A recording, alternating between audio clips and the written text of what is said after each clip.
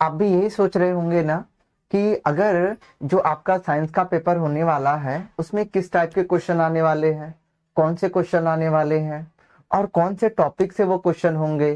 तो अगर आप ये सब सोच रहे हैं कि साइंस का जो पेपर होने वाला है उसमें कैसे एमसीक्यू आने वाले हैं, तो अगर सोचो अगर आपको कोई बता दे कि उस पेपर में कैसे एमसीक्यू आने वाले होंगे तो आपको कैसा लगेगा? आपको थोड़ा क्या बहुत अच्छा लगेगा। और अगर ऐसे क्वेश्चन नहीं आएंगे तो आपको गुस्सा आ जाएगा। ठीक है सरकार, लेकिन मैं आपको ये बता रहा हूँ कि जो भी आपका पेपर होने वाला है साइंस का उसमें किस टाइप के क्वेश्चंस आएंगे वो टाइप आप यहाँ पे देख सकते हैं कि किस लिहाजे से वो पूछेगा, कौन कौन से टॉपिक्स से वो क्वेश्चंस को पूछ सकते हैं। आप एक बार इस वीडियो को देखेंगे तो आपको एक तरीके से आइडिया लग जाएगा कि किस किस टाइप्स के कौन कौन से चैप्टर से किस टॉपिक से वो क्वेश्चन आपसे पूछ सकता है। ठीक है सरकार, ये पूरा का पूरा सैंपल पेपर है। इससे पहले 3 वीडियो अपलोडेड है, अगर आप चाहें तो उसे जाके देख सकते हैं। देखो मगर प्यार से। बट अब ये एक चौथा सैंपल पेपर होगा हमारा, ये मैं सारे के सारे सैंपल पेपर करवा रहा हूँ। और आपको इस बात से मैं दावे से कह सकता हूँ कि आप चाहे प्री बोर्ड का पेपर उठा लीजिए या बोर्ड का उठा लीजिए, प्रीवियस ईयर कोई भी उठा लो या जो सीबीएसई ने दिया हुआ है, पक्का इन्हीं एमसीक्यू से रिलेट करते हुए आपको क्वेश्चंस मिल जाएंगे। तो आप बिल्कुल निश्चिंत रहें और इस वीडियो को एक बार देखें, आपका भला जरूर हो जाएगा सर। ठीक है, एक बार देखिए, हम शुरू करते हैं इसको। देखिए ये प्रीवियस ईयर क्वेश्चन करवा रहा हूँ, बोले तो एमसीक्यू टाइप के क्वेश्चन है ये और सैंपल पेपर से है। ठीक है सर, जरा इस क्वेश्चन को आप देखिए।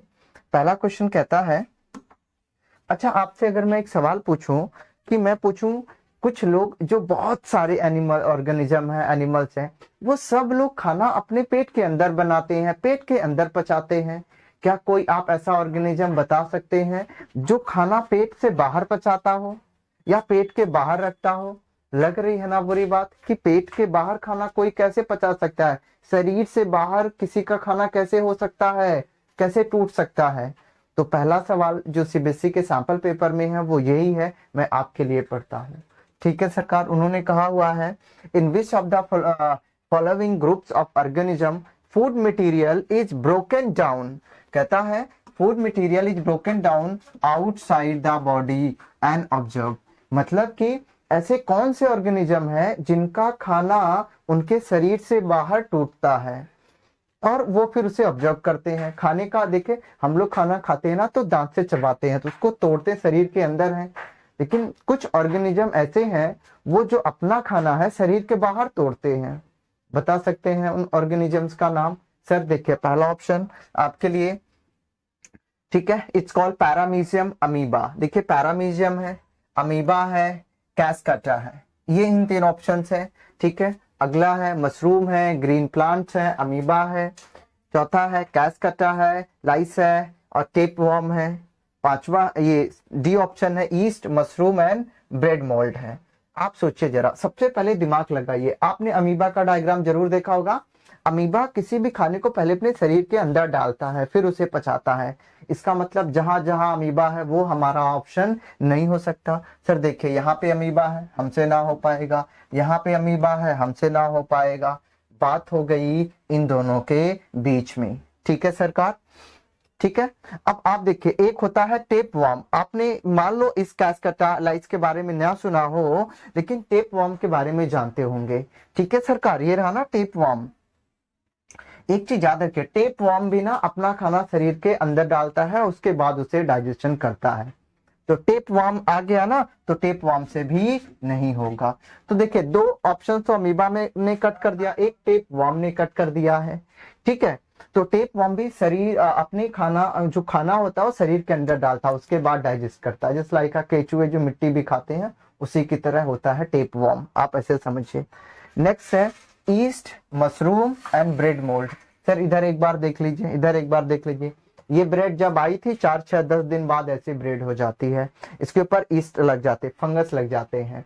तो आप समझिए जरा, 3 लोग ऐसे हैं, एक ईस्ट, एक मशरूम और एक ब्रेड मोल्ड।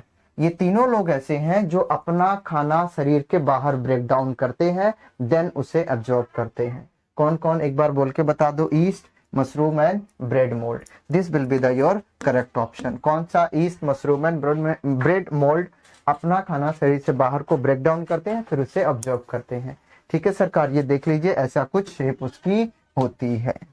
ठीक है, अगला सवाल ये रहा आपके लिए।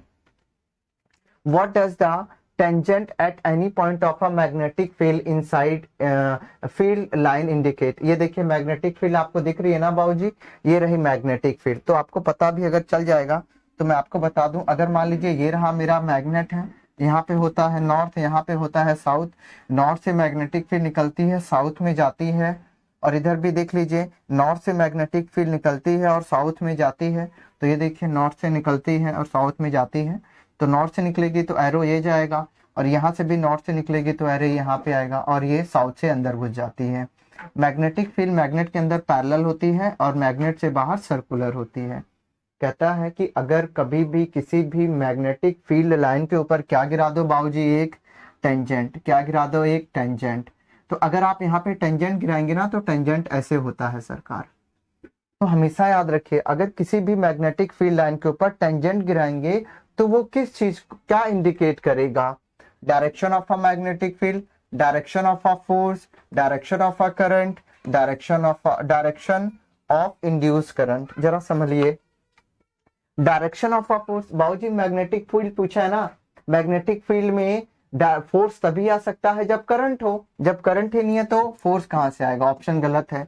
Direction of a current, current अभी दिया ही नहीं तो उसकी डायरेक्शन कैसे होगी, यहाँ पे भी अगर करंट दिया ही नहीं तो उसकी डायरेक्शन कैसे होगी। अगर कहीं पे आप मैग्नेट रखेंगे ना तो सिर्फ मैग्नेटिक फील्ड आएगी, करंट तो आ ही नहीं सकता, तो करंट की डायरेक्शन तो बता नहीं सकता।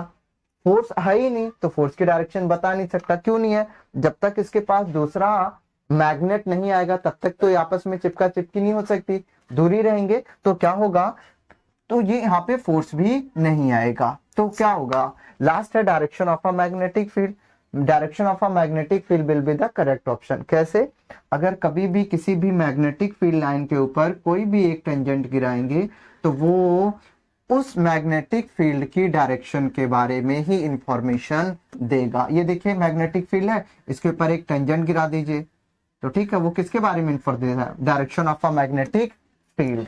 ठीक है, ये रहा टेंजेंट। टेंजेंट क्या होता है, जो मैग्नेटिक फील्ड को टच करते हुए निकल जाए, this will be called tangent. वो क्या बताता है, मैग्नेटिक फील्ड की डायरेक्शन बताता है। ठीक है सर, अगला सवाल, Which of the following is not a character selected by the Mendel. आपने देखा होगा मेंडल ने वो एक्सपेरिमेंट किए थे ना, उन्होंने क्या कहा है, उन्होंने क्या सेलेक्ट नहीं किया हुआ था। ठीक है, तो एक बारी हम देखते हैं उन्होंने क्या सेलेक्ट नहीं किया था सर। पहले ये देखिए फ्लावर शेप, फूल की शेप को उन्होंने सेलेक्ट किया था कि नहीं। पॉड कलर, पॉड कलर मतलब जानते, ये जो है ना, ये पॉड है, ये जो एक कली है ना, ये दिस इज कॉल्ड, ये पॉड। ये आपने मटर देखा है ना, मटर एक मटर का जो होता है उसे पॉड बोलते हैं, तो आप कंफ्यूज मत होइए, दिस इज कॉल्ड पॉड। तो अगला कहता है पॉड की पोजीशन, और ये है ब्रांच लेंथ। ठीक है सरकार, तो आप समझिए जरा उन्होंने क्या नहीं सेलेक्ट किया था ना, दे आर सेइंग कि क्या उन्होंने, जब मेंडल ने एक्सपेरिमेंट किया था तो किस चीज को उन्होंने कंसिडर ही नहीं किया कि हम इसके अंदर कोई भी चेंज हो हम नोटिस नहीं करेंगे, क्या कंसिडर नहीं किया था। तो क्या कंसिडर नहीं किया था उन्होंने, सबसे पहले देखते हैं सरकार। पहला है the correct option will B pod position, ये सेलेक्ट उन्होंने नहीं किया था, पॉड की पोजीशन। ठीक है, पॉड का कलर, कि पॉड का कलर कैसे आ रहा है हमने देखा था, कलर याद होगा मेंडल एक्सपेरिमेंट में कलर हमने देखा था। और ब्रांच की लेंथ भी सिलेक्ट किया था, फ्लावर की शेप भी। अब नहीं, फ्लावर की शेप के लिए देखते हैं जरा, और तो जिसमें सी ऑप्शन होगा, ये उन्होंने पॉड की पोजीशन को सिलेक्ट नहीं किया था, तो जहां पे सी ऑप्शन होगा वही हमारा हो सकता है, या तो ये होगा या तो ये होगा, तो ये भी खल्लास, ये भी खल्लास। तो देखिए फ्लावर की शेप को उन्होंने कंसिडर किया था या फिर पॉड के कलर को, देखिए पॉड के कलर को तो उन्होंने पक्का कंसिडर किया था, फ्लावर की शेप को उन्होंने कंसिडर नहीं किया हुआ था। समझिए, जब भी मेंडल ने एक्सपेरिमेंट किया था तो किन कैरेक्टर को उन्होंने नहीं लिया था ये पूछ रहा है। तो उन्होंने दो कैरेक्टर नहीं लिया था कि जो ये पॉड बनेंगे वो कौन सी जगह आएगा, जगह नहीं लिया था, जगह नहीं लिया था, पॉड का कलर लिया था किस जगह निकलेगा ये वो नहीं लिया था। तो यही मैं बोल रहा हूँ कि पॉड की पोजीशन उन्होंने कंसिडर नहीं किया था और फ्लावर की शेप को भी उन्होंने कंसिडर नहीं किया था। जो भी फूल आएगा उसकी शेप को कंसिडर नहीं किया था, उन्होंने इसके कलर को कंसिडर किया था। याद रख ले, भूलते हैं और पक्का ये कर नहीं पाएंगे। 90% जनता यहाँ खल्लास हो जाएगी, मैं बोल रहा हूँ। कैसे हो जाएगी खल्लास सर? देखिए, दो ही चीज उन्होंने नहीं लिया था, फ्लावर की शेप एंड पॉड की पोजीशन, ये दोनों चीज उन्होंने नहीं लिया था। The correct option will be A and C. A and C is here, this is your correct option. ठीक है, क्या जब मेंडल ने एक्सपेरिमेंट किया था दो चीज कंसिडर नहीं किया, उन्होंने पॉड की पोजीशन और फ्लावर की शेप। कलर लिया था फ्लावर का, शेप नहीं लिया था सर। ठीक है, अगला सवाल। If the resistance of a certain copper wire is 1 ओम। ठीक है, कहता है अगर अगर किसी भी कोई एक है तो उसका जो रेजिस्टेंस है वो 1 ओम है सरकार। ठीक है, और ओम को हम ऐसे भी लिखते हैं। तो मान लीजिए एक कॉपर वायर है, उसका रेजिस्टेंस क्या है? कॉपर वायर का रेजिस्टेंस सर कितना दे दिया उन्होंने? 1 ओम दे दिया है। ठीक है, और कॉपर वायर का रेजिस्टेंस 1 ओम दिया है।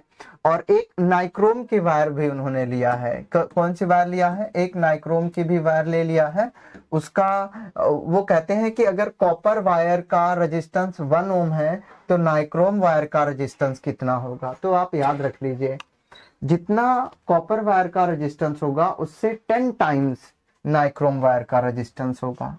ठीक है सर, तो कितना टाइम होगा? 10 टाइम्स होता है, बस ये याद रख लीजिए। 10 टाइम्स बोले तो 60 टाइम्स ज्यादा होगा सरकार। एक बार यहाँ पे देखिए, there is a little bit mistake. यार पूरा मिट गया। देखिए, उन्होंने बोला हुआ है कॉपर वायर का रेजिस्टेंस कितना है सरकार? 1 ओम है। और कहते हैं नाइक्रोम वायर का मुझे रेजिस्टेंस बता दीजिए। किसका रेजिस्टेंस बता दीजिए सर? नाइक्रोम वायर का। तो याद रखिए, कॉपर वायर का जितना भी रेजिस्टेंस होगा कॉपर वायर से 60 टाइम्स ज्यादा होता है। किसका रेजिस्टेंस? नाइक्रोम वायर का। कितना टाइम सर? 60 टाइम्स। कितना टाइम सर? 60 टाइम्स। ठीक है, पक्की बात है। तो आप ये ध्यान में रखिएगा कि जो नाइक्रोम वायर का जितने भी कॉपर वायर का रेजिस्टेंस होगा उससे 60 टाइम्स ज्यादा नाइक्रोम वायर का रेजिस्टेंस होता है। कॉपर वायर का 1 है, नाइक्रोम वायर का 60 हो जाएगा। क्यों? क्योंकि कॉपर वायर का रेजिस्टेंस 1 ओम है और नाइक्रोम वायर का 60 टाइम्स ज्यादा है ना। तो क्या हो जाएगा? 60 टाइम्स ज्यादा है तो 1 में आप 60 से मल्टीप्लाई कर दीजिए, इट विल बी 60 ओम हो जाएगा। ठीक है सर का second answer will be correct, Ohm. Sir ये ओम है, ये भी ओम है, ये भी ओम है और ये भी ओम है। ठीक है सरकार, ये सब ओम ओम है। तो दो चीजों का ध्यान में रखना है, अगर कॉपर वायर का आएगा अगर 1 है तो उससे 60 गुना ज्यादा नाइक्रोम वायर का रेजिस्टेंस होता है, याद रखिए। कहता है the chemical compound present in fruits. याद रखिए, कोई भी चीज जो फ्रूट्स में प्रेजेंट होती है, अगर कोई पूछे कि बताइए ऐसी चीज जो बहुत अच्छा सुगंध देती है, ऐसी चीज जिसमें बहुत अच्छी स्मेल आती है, ऐसी चीज जिसकी फ्रेग्रेंस बहुत तगड़ी है, जो फ्रूट्स में है, कोई स्मेल बहुत उसकी अच्छी है, कोई भी चीज ऐसी है, तो याद रखिए वो एक ही चीज होता है सर, ईस्टर। ईस्टर ही ऐसा चीज है जिसकी स्मेल फ्रेग्रेंस बहुत तगड़ी अच्छी होती है। ईस्टर ही आपको याद रखना है। ठीक है सरकार, कहता है ऐसी कौन सी चीज होती है जो फ्रूट्स में होती है, तो फ्रूट्स के अंदर सिर्फ ईस्टर होता है। ईस्टर ये रहा, this will be the correct option. Easter कैसे होता है सरकार? आपको पता होता है, अगर मैं CH3 CH2 एंड COOH को ले लूं और मैं क्या कर दूं सरकार, CH3 CH2 और OH को मिला दूं। ठीक है सरकार, आप इसमें से एक कम भी कर सकते हैं। देख लीजिए, ये कार्बोक्सिलिक एसिड होता है। तो क्या है, अगर आप कार्बोक्सिलिक एसिड और अल्कोहल को मिलाएंगे ना बाबूजी, कार्बोक्सिलिक एसिड एंड अल्कोहल को मिलाएंगे तो आपका ईस्टर बनके तैयार हो जाता है। ठीक है सरकार, तो आपका जो ये वाला ईस्टर है उसमें उन्होंने एक कार्बन कम करके डाला हुआ है, आप कैसे भी बना सकते हैं। तो एक ही चीज याद रखें, कार्बोक्सिलिक एसिड एंड अल्कोहल को अगर आप मिलाएंगे तो क्या हो जाएगा सर, ईस्टर बनके तैयार होता है। ईस्टर की एक ही पहचान है, बीच में COO रहेगा, इधर भी एक कार्बन चेन होगी, उसके पीछे भी एक कार्बन चेन होगी, तभी आप बोलेंगे ईस्टर है। ईस्टर हमेशा, ईस्टर में कार्बोक्सिलिक एसिड आता है और अल्कोहल से मिलके बनता है ईस्टर। और ईस्टर जहां कहीं भी सुगंध वाली चीजें आ जाए, आंख बंद करके टिक लगाना है ईस्टर के ऊपर। तो हमेशा याद रखिए ईस्टर की COO, इधर भी कार्बन चेन और इधर भी, this will be the correct option. देखिए इसमें भी तो COOH है, पर ये नहीं होगा क्योंकि इसके इधर तो कार्बन चेन है, इसके इधर कार्बन चेन नहीं है, तो ये गलत हो जाएगा। OH है तो सर अल्कोहल, ईस्टर नहीं होता, ऑल ऑफ दिस तो हो ही नहीं सकता। The correct option will be A. ठीक है सरकार, ये आपको ध्यान में रखना। इसका कैसे बनाएंगे ईस्टर अगर मैं बनाऊं तो it will be CH3 CH2 COO CH2 CH3। ये रहा आपका ईस्टर, ये रहा आपका ईस्टर। इसका इन दोनों को मिलाएंगे तो ये ईस्टर बनके तैयार हो जाएगा। ठीक है सरकार, याद रखिए। अगला सवाल कहता है generally metal are solid in nature, which one of the following metal are found in a liquid state. कहता है जितने भी मेटल है वो तो सॉलिड है, लेकिन एक ऐसा मेटल है, सारे मेटल सॉलिड हैं, बट एक ऐसा मेटल है जो लिक्विड होता है रूम टेम्परेचर पे। तो आप सोचो कि मेटल जब सारे सॉलिड हैं तो एक ऐसा मेटल जो रूम टेम्परेचर पे लिक्विड है वो कौन है? सर सिर्फ एक ही है, आपका और हमारा प्यारा मित्र, उसे हम बोलते हैं Hg। Hg बोले तो मरकरी, Hg बोले तो मरकरी। सोडियम नहीं सर, आयरन भी नहीं, क्रोमियम भी नहीं। The correct answer Hg। Hg बोले तो मरकरी। मरकरी देखा आपने सर, जो थर्मामीटर के अंदर लगी होती है, जब बुखार नापते हैं ना तब ऊपर जाता है, दिस इज कॉल्ड मरकरी। याद रखिए, ये आपसे पूछा जाएगा। विच one of the following setups in a most appropriate for evolution of a hydrogen gas and its identification। Sir ये सारे क्वेश्चन मैंने बोर्ड से लिए हुए हैं, तो प्लीज आप ध्यान से देखिए और मोहब्बत से।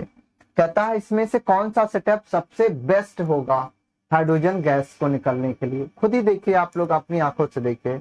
देखिए अगर आपको ये विजुअल होगा ना, लास्ट वाले सेटअप को जरा हम देखते हैं। बाबूजी उसने पता है गलती क्या की, देखिए ये पाइप लिया उसने, पाइप है और इसमें उसने लिक्विड डाला है, और इसमें यहाँ पे पहले उसने जिंक की छोटी छोटी गोलियां डाली हैं, दिस इज कॉल्ड जिंक। और इसमें भरा हुआ है जो है NaOH भरा हुआ है। क्या भरा हुआ है सर? NaOH भरा हुआ है। तो ऊपर से इसने कॉक से बंद कर रखा है। ठीक है सर, यहाँ पे मान लीजिए ये ब्लॉक कर दीजिए, इसे हमने ब्लॉक कर दिया।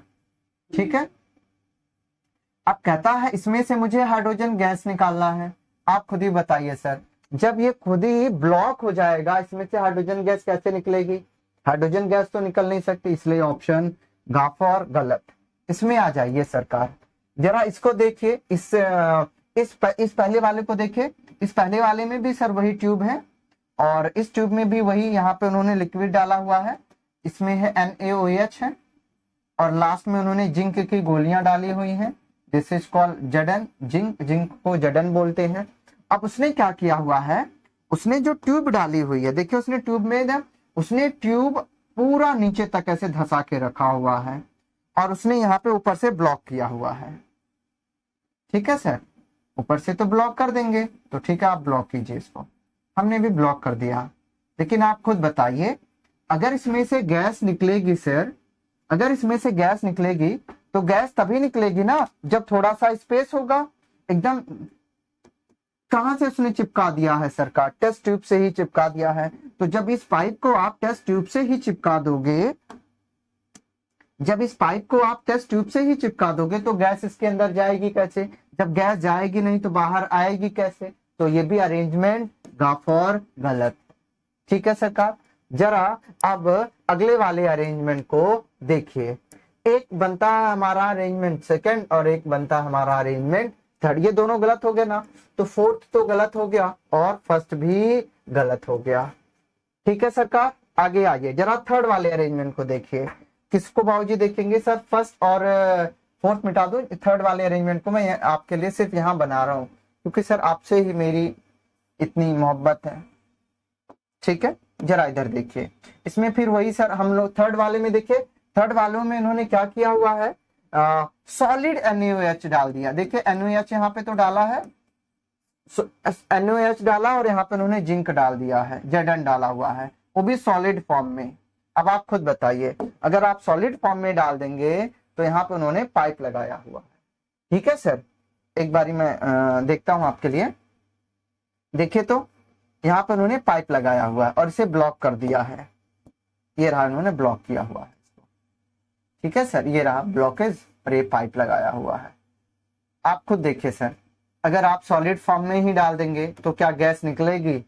बाबू जी आप बताइए, अगर यहाँ पे हम सॉलिड फॉर्म में डाल देंगे तो यहाँ पे कुछ तो गैस ही नहीं निकलेगी, सॉलिड में रिएक्शन ही नहीं होगा तो गैस कैसे निकलेगी? देखिए सोडियम भी सॉलिड है और जिंक भी सॉलिड है, तो सॉलिड सॉलिड डाल दिया है, तो सॉलिड फॉर्म में यहाँ पे जिंक ही रिएक्शन ही नहीं होगी और गैस भी इवॉल्व नहीं होगी, तो इसीलिए ये भी थर्ड भी गलत हो जाएगा। फोर्थ तो पहले से गलत था, फर्स्ट भी गलत था, रीजन मैंने यहाँ पे एक्सप्लेन किया हुआ। कौन सा ऑप्शन बचा? सेकेंड ऑप्शन बचा। सेकेंड ऑप्शन में बहुत अच्छा दे रखा है, लिक्विड भी मस्त अमाउंट में दे रखा है NaOH का और जिंक का। प्रॉपर क्या होगा सर? प्रॉपर रिएक्शन होगी और इतने ऊपर से उसने दिया हुआ है पाइप, ताकि जो भी गैस हो यहाँ से निकल के ऊपर से होती हुई ऊपर आ जाए। ठीक है सरकार, तो ये second option will be the correct option, ये बात को आप याद रखिए। ठीक है sir, second will be the correct, बाकी अरेंजमेंट आपके गलत हैं। तो आप देख लीजिए जो सेकंड वाला ऑप्शन होगा वो करेक्ट होगा, D will be the correct option. ठीक है, ये आपके पेपर में इसी तरह तरीके से क्वेश्चंस आएंगे। अगला सवाल है सरकार, देखते हैं जरा। पहले अगले सवाल से पहले मैं अगले सवाल पे आता हूं, उसके बाद आपको ये बताता हूं। उन्होंने क्या कहा हुआ है? दे आर सेइंग दैट कि the Rhizopus tubular thread like structure bearing sporangia at their tips are called. देखिए सरकार, तो क्या होगा, छोड़ दो, तो क्या होगा इसमें, एक तरीके से समझो जरा। उन्होंने ये बोला हुआ है, पहले डायग्राम को देखिए, स्पोर फॉर्मेशन हो रहा है यहाँ पे, स्पोर फॉर्मेशन इन अ राइजोपस। ठीक है, अब यहाँ पे देखिए स्पोर फॉर्मेशन तो हो रहा है, ये रही है सरकार स्पोर होता है, ये स्पोर छोटे छोटे होते हैं। आपने देखा नहीं, जब गर्मियों का मौसम आने वाला है तो सफेद सफेद कुछ उठते रहते हैं, इसे स्पोर की तरह आप समझ लीजिए। तो ये रहे स्पोर फॉर्मेशन हो रहे हैं। ठीक है, तो पहले देखिए स्पोर इस तरीके से यहाँ पे ढेर सारे इसके अंदर बनेंगे, फिर ये ऊपर वाली हट जाती है, फिर उसके बाद ये स्पोर फॉर्म हो जाते हैं। तो वो कहता है राइजोपस, ठीक है, तो Rhizopus tubular thread like structure. अब आप देखिए tubular thread like structure, Rhizopus tubular thread like structure bearing sporangia at their tips are called. अब आप देखिए सरकार, कहता है ऐसा कौन सा इनमें से थ्रेड लाइक स्ट्रक्चर है जो अपने टिप के ऊपर क्या किसको होल्ड करता है? स्पोर को होल्ड करता है। तो आप बताइए कौन अपने टिप के ऊपर इसको स्पोर को होल्ड करेगा? हाइप ही अपने टिप के ऊपर स्पोर को होल्ड करेगा, तो दिस इज कॉल्ड हाइप। क्या इसका करंट ऑप्शन क्या हो जाएगा? हाइप।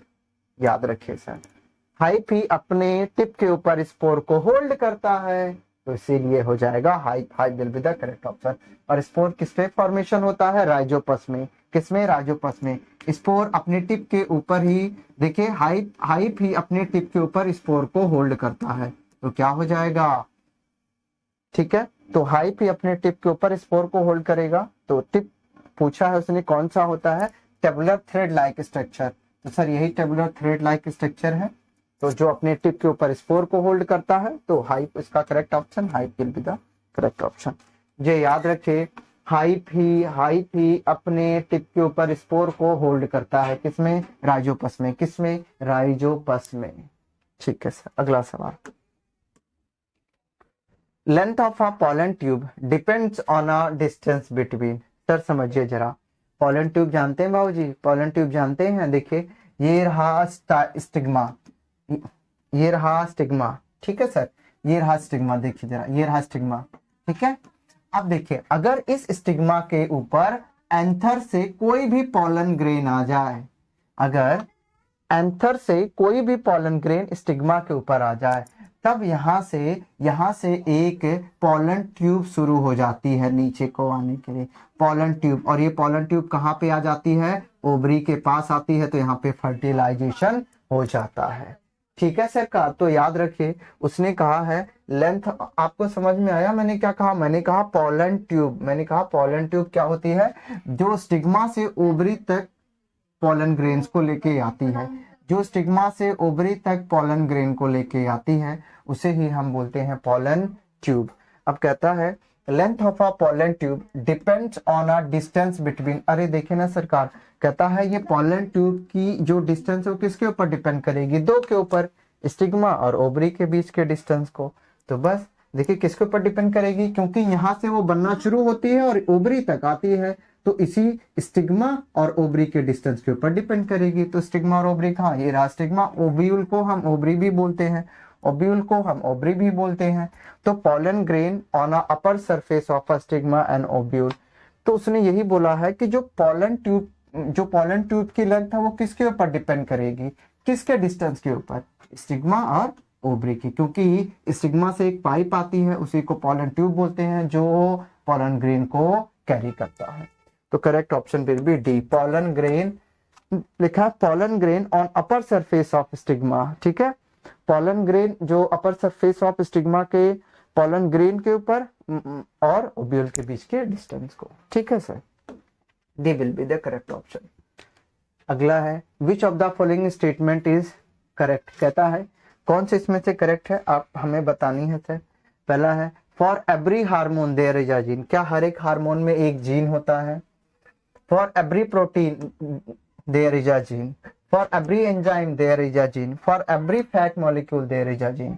सर याद रखिए कोई भी हार्मोन हो, कोई भी हार्मोन हो, आप बता सकते हैं कि उसके अंदर जीन है, तो ये करेक्ट है, हार्मोन के अंदर जीन होता है, हर प्रोटीन में जीन होता है, हर एंजाइम में जीन होता है, बट हर फैट के अंदर जीन नहीं होता है।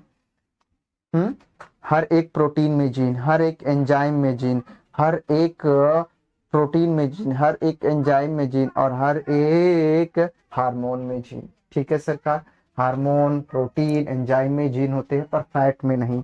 फैट बोले तो मोटापा तो निकलती है ना सबकी, वही है। तो कहता है कौन सा करेक्ट है, एबीसी करेक्ट है, where the ABC, C will be the correct option. ठीक है सर, अगला सवाल ये रहा आपके लिए, which of the following term does not represent the electrical power circuit. ठीक है सरकार, आपको पता होना चाहिए पावर का फॉर्मूला होता है, पावर का फॉर्मूला होता है V इंटू में I। According to the Ohm's law ने क्या कहा था, V equal to I into R। अब आपको पता है सर अगर V I इंटू R के बराबर है, अगर V I इंटू R के बराबर है तो क्या मैं B की जगह I इंटू R लिख सकता हूँ कि नहीं, हाँ या ना। अगर मैं V की जगह I इंटू R लिख सकता हूँ, I को I से मल्टीप्लाई करोगे I स्क्वायर R होगा कि नहीं। तो पावर का फॉर्मूला एक और आ गया, I स्क्वायर R हो जाएगा।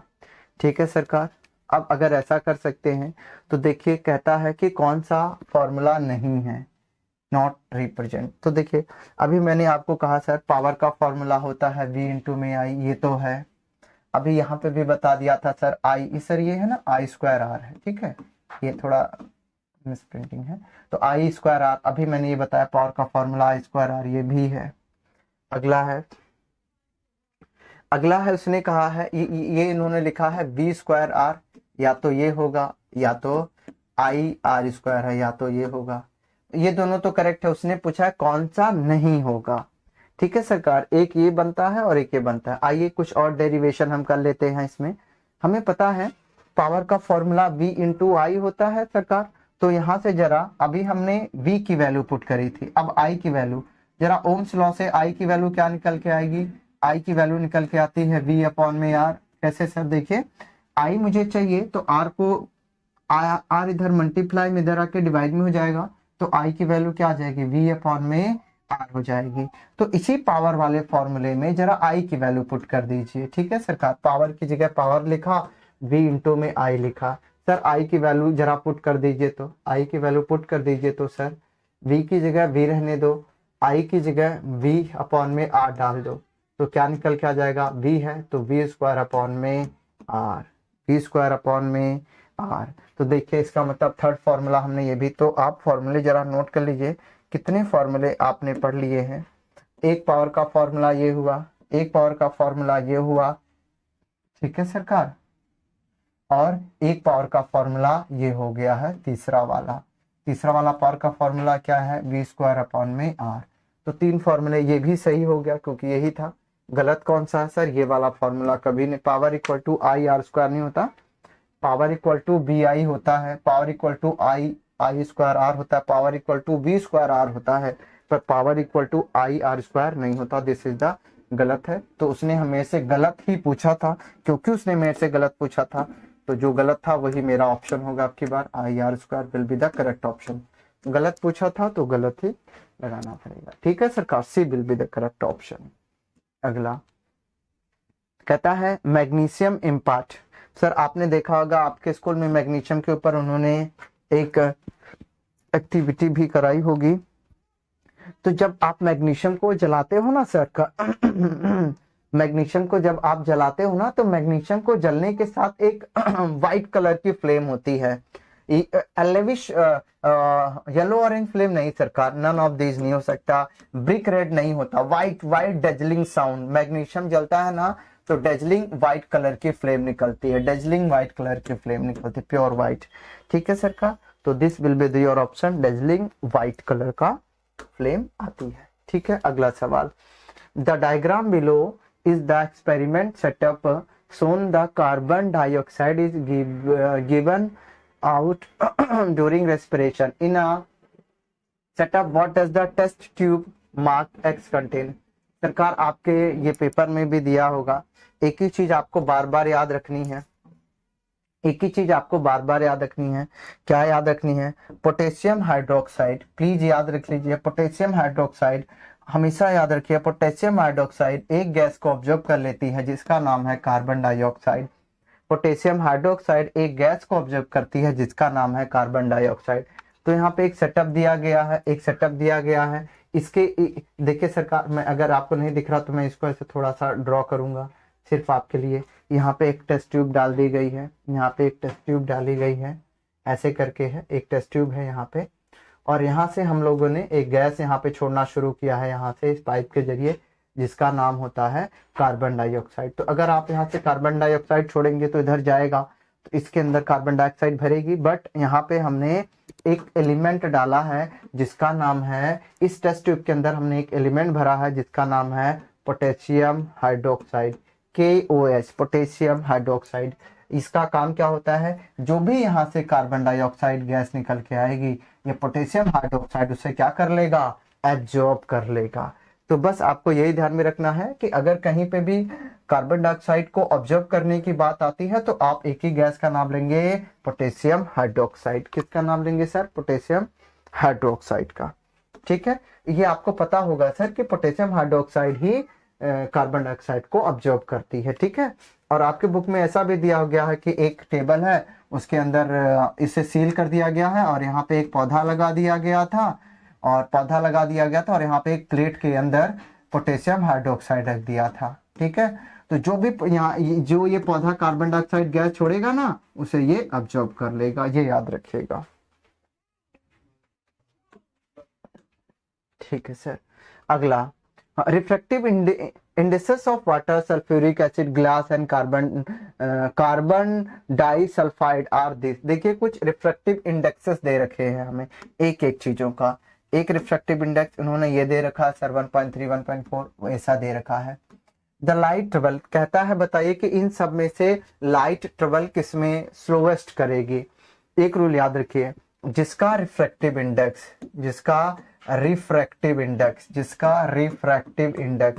सबसे ज्यादा होगा, तो देखिए जिसका रिफ्रैक्टिव इंडेक्स सबसे ज्यादा होगा, ज्यादा किसका है सरकार, ज्यादा किसका 1.63, किसका है 1.63, तो ये है कार्बन, देखिए आप लिखा हुआ है कार्बन डाइसल्फाइड का सबसे ज्यादा है। जिसका रिफ्रैक्टिव इंडेक्स सबसे ज्यादा होगा उसमें जो लाइट है सबसे स्लो मूव करेगी। लाइट है उसमें स्लो मूव करेगी। एक छोटा सा रूल याद रखिए, जिसका रिफ्रैक्टिव इंडेक्स ज्यादा लाइट स्लो मूव करेगी। तो कार्बन डाइसल्फाइड का सबसे ज्यादा है तो इसमें लाइट स्लो मूव करेगी।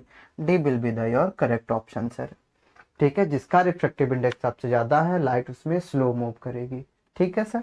अगला सवाल ये रहा आपके लिए। कहता है सरकार, of spring formed by the asexual method. What is asexual reproduction? अगर कभी भी किसी को अपनी बच्चा पैदा करने के लिए, किसी ऑर्गेनिज्म को अपना बेबी प्रोड्यूस करने के लिए सिर्फ एक ही पेरेंट्स की जरूरत हो, या तो मेल या तो फीमेल, उसे हम बोलते हैं एसेक्सुअल रिप्रोडक्शन। तो कहता है ऑफ स्प्रिंग मतलब बेबी, उनके बच्चे, of spring formed by the asexual method, ठीक है, of reproduction have greater similarity among themselves because. कहता है मान लीजिए कि किसी का बेबी हुआ है, वो एसेक्सुअल रिप्रोडक्शन से हुआ है, और ह्यूमंस के भी बच्चे पैदा होते हैं, उसमें मेल फीमेल दोनों चाहिए, तो इसमें सेक्सुअल रिप्रोडक्शन होता है। तो कहता है कि जो एसेक्सुअल रिप्रोडक्शन होता है उसमें सिमिलैरिटी बहुत ज्यादा होती है, जैसे जैसे जिससे पैदा हुआ होगा वो उसी के जैसा होता है, बहुत ज्यादा सिमिलर होते हैं। बट सेक्सुअल रिप्रोडक्शन में डिफरेंस बहुत ज्यादा होता है। ठीक है सरकार, सेक्सुअल रिप्रोडक्शन में सिमिलैरिटी बहुत कम होती है, क्योंकि वो मेल और फीमेल दोनों के जो स्पर्म और एग होते हैं उसको फर्टिलाइज करके बने होते हैं। तो बस वही कहता है कि एसेक्सुअल में सिमिलैरिटी है बहुत ज्यादा। क्यों? तो आप जान लीजिए एसेक्सुअल में सिमिलैरिटी क्यों बहुत ज्यादा होती है। Asexual reproduction involve only one parent. हाँ, एसेक्सुअल रिप्रोडक्शन में एक ही पेरेंट से बेबी हो सकता है, ऑफ स्प्रिंग हो सकता है, तो ये होगा। दूसरा है asexual does not involve gametes. हाँ, बात तो सही है कि ये गैमेट्स को इन्वॉल्व नहीं करता है। ठीक है, अभी देखते हैं asexual reproduction occur before sexual reproduction, okay, asexual reproduction occur after asexual reproduction. तो आप यहाँ पे समझिए जरा कि asexual reproduction occur after sexual reproduction. Sir ऐसा तो हो नहीं सकता ना, ये तो सेक्सुअल रिप्रोडक्शन के बाद एसेक्सुअल रिप्रोडक्शन। सर ये गलत है, asexual reproduction occur before sexual reproduction. अरे ये आफ्टर भाई, एसेक्सुअल में सेक्सुअल नहीं होता, चाहे आप ना पहले होता ना बाद में होता है। तो दो both options are incorrect sir. देखिए एसेक्सुअल रिप्रोडक्शन में ना बाद में भी सेक्सुअल नहीं होगा, पहले भी सेक्सुअल नहीं होगा, उसका सेक्सुअल से कोई लेना देना नहीं है। दोनों ऑप्शन गलत हैं। ठीक है, तो first the correct option will be first. First correct है, asexual reproduction involve only one parents, और दूसरा asexual reproduction does not involve gametes. Gametes क्या होते हैं सरकार? जो मदर होती है वो एग प्रोड्यूस करती है, जो फादर होता है स्पर्म देता है, दोनों मिलते तो गैमेट्स बनते हैं फर्टिलाइजेशन होने के बाद।